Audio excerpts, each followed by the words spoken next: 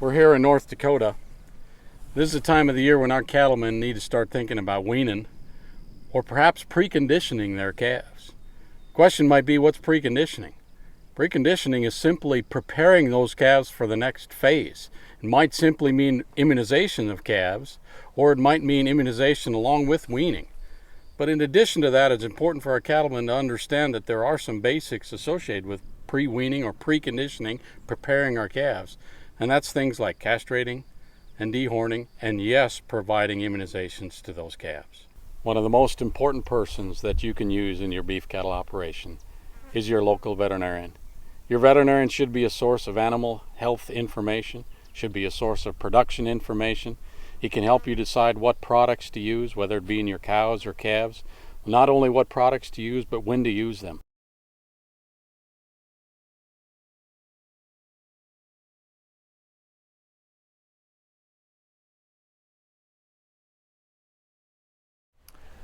Most of our clients do several things to get their calves ready for sale. We have a really good nutrition program, and they're also involved in preconditioning those calves prior to sale, either giving shots pre-weaning or at weaning and boosting those shots before they background them or are taken to the sale.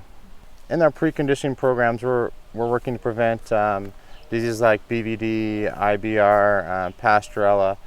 The benefits that producers see from preconditioning are numerous. One, the calves are hopefully disease-free, less chance to get disease, less stressed when they are weaned and put on the backgrounding ration or in the feedlot, and so those cattle gain better for the producers, and ultimately that's what they sell is weight.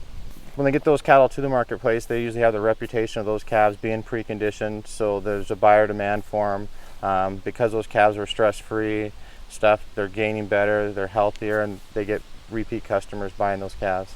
It's important for producers to have that good reputation for quality cattle and genetics. They're getting repeat buyers every year, repeat customers buying their cattle, and also it helps them to market their cattle for pounds, and that's what they're selling ultimately.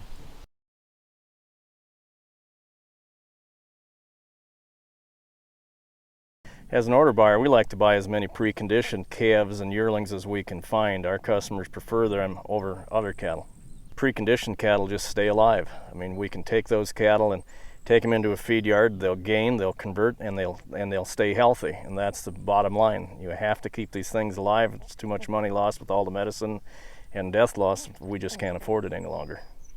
Most of our customers in Iowa won't even accept a calf if it isn't on a program. The documentation that goes along with that, knowing where they came from, who had them, the veterinarian that was involved if there was one, or the vet clinic that sold the products, gives these farmers reassurance that this was done and it was done correctly.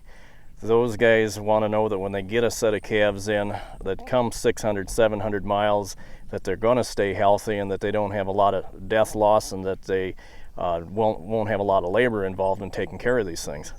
Just like every other feeder in the country, when you can bring a set of preconditioned calves into your yard and they'll stay alive and stay healthy, you know that those cattle are going to convert. And conversion and gains on these cattle, that's the only way we have of cheapening these cattle up until they sell fat. That's our last hope of doing it right. And if they don't stay healthy, we just don't have a chance at all. The numbers associated with the cost of a sick calf have changed over the years. We used to categorize a sick calf, the cost for a treatment of a sick calf as the cost of a sick calf. We now know that it's no longer true. We have a couple of data sets that finally quantifies those numbers. Texas ranch to rail data was some of the first numbers that we were able to apply to the cost of illness. Those numbers kind of tell us that in their data set over an 8 to 10 year period, it costs about $90 per sick calf. More recently, there's been some data out of New Mexico that tells us that cost of treating one time is on the order of $75 for cost of treating one sick calf. When you go beyond treating just one time and get to animals that need a second and a third treatment, that cost more than doubles. In other words, the difference between a calf that has not been treated and a calf that's been treated more than one time goes on upwards to over $200. In other words, that calf that's been treated more than twice has a $200 cost associated with it because he became ill. And that's due to decreased performance, decreased feed efficiency, and decreased quality grade. In other words, decreases the percentage of carcasses grading choice.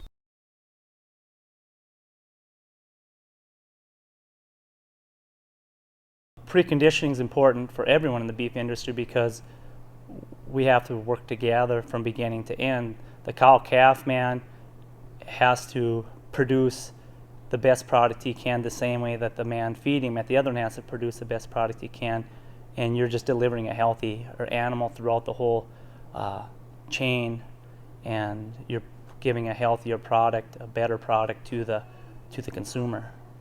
I could say as a sale barn owner here, well, once the calves are sold, I don't care, or I don't care what kind of cattle the people bring me because I get a commission whether they're a good calf or a bad calf. But really, I have a role in the cattle industry to tell the producer this is what the industry wants, and the producer has the role after that saying I have to produce a calf that the industry wants. You can't just say I'm a beef producer but I'm not part of the whole industry. The beginning and the end and the middle, everything has to work together so that we have something good and uniform and great at the end that the consumer wants. I think a rancher needs to precondition his calves just from the economic standpoint of it all. For a minimal investment, you get a good return on your investment. People shouldn't look at preconditioning as an expense. It is an investment.